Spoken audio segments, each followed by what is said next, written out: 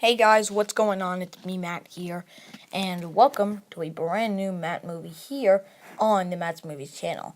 So, last week we got a brand new, really cool trailer for Lego The Incredibles, and I'm really sorry I'm late with it, but I'm here with it now. And the trailer was really cool, it gives us some new characters, some really cool vehicles.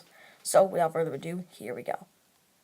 So starting off, we get this amazing shot of Mr. Incredible's Incredimobile. And I have to say that this thing looks astonishing. I think TT Games did a phenomenal job with recreating it. And it just looks really awesome. And hopefully, we'll actually be able to drive around in the Incredimobile in the hub world in the game. Because that would be pretty sweet. Because, it'd be awesome. Now here we can see what I'm assuming to be a Bomb Voyages district in the hub world, because you can see we got some cool like bomb graffiti. You can see some police things with Frozone standing with the police, as you can see, which is pretty cool. And then here we can see the building that he's taken over, which has a giant bomb banner on it. But the building he's taking over isn't just any building, because the building he's taking over is actually DevTech. So if you don't know, in the movie, the second movie, there are going to be these new characters called Winston Dever and Evelyn Dever, who are trying to bring supers back into the spotlight. So I'm assuming that now confirms that they will be playable characters in the game, which is pretty nice to see. Now here we can see Dash running through the city streets, which is pretty nice. And you can see some cool like clothes signs in the background, which is pretty nice. And then here we can see him running up the side of a building, but in the trailer he's actually using like a boost pad to launch him up the side of a building. But it would be really cool to maybe see like the player be able to like run up walls with Jack at will, kind of like Quicksilver in Lego Marvel's Avengers, because that'd be pretty awesome. Although I don't see any reason why, as we did see that he could run on water too. Now here we can see some cool buildings, like what I'm assuming to be a hospital in the background.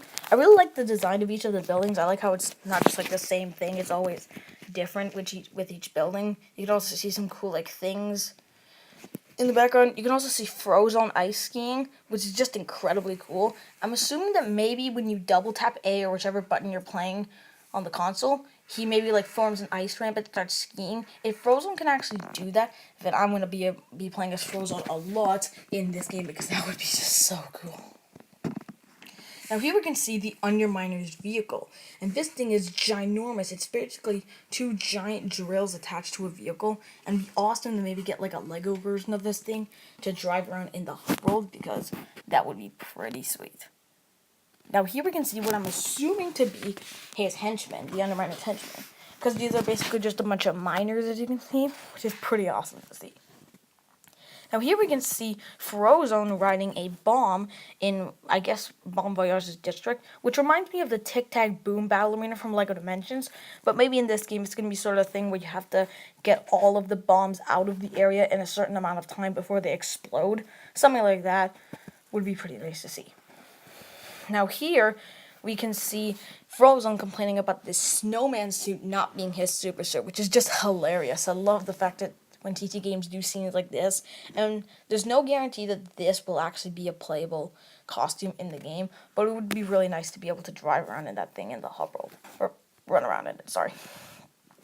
Now we're going to talk about some of the villains we saw in the trailer. So here we can see the Underminer, and he looks really cool. I really like the design of the Underminer, and I really can't wait to play as him in the game. And I can't wait to see what awesome abilities they give him in this game, because it sounds like it's going to be pretty awesome.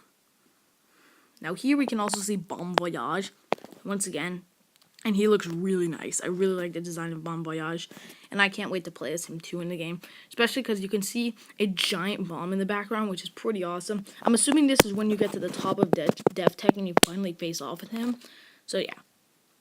And finally, here we can, of course, see the Incredibles 2 villain, Screenslaver. And I gotta say that this guy looks extremely cool. I love the character model for him.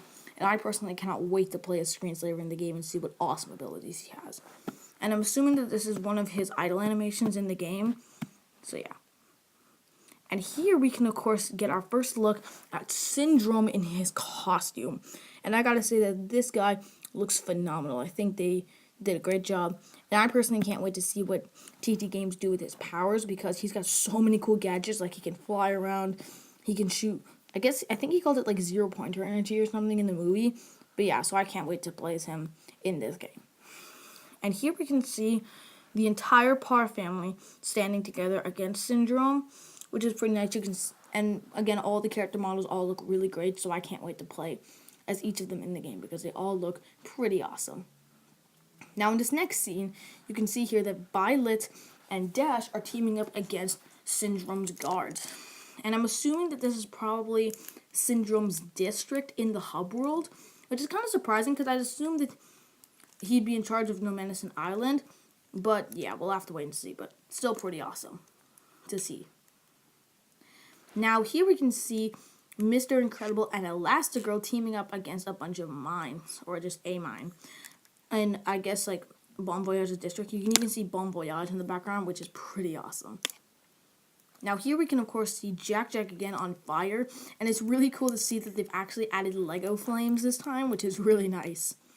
But we can also see his arch nemesis, the raccoon from the movie, which is pretty nice. And this is going to be his arch nemesis in the second movie. And it would actually be kind of cool to maybe be able to play as the raccoon in the game, because that would be pretty awesome.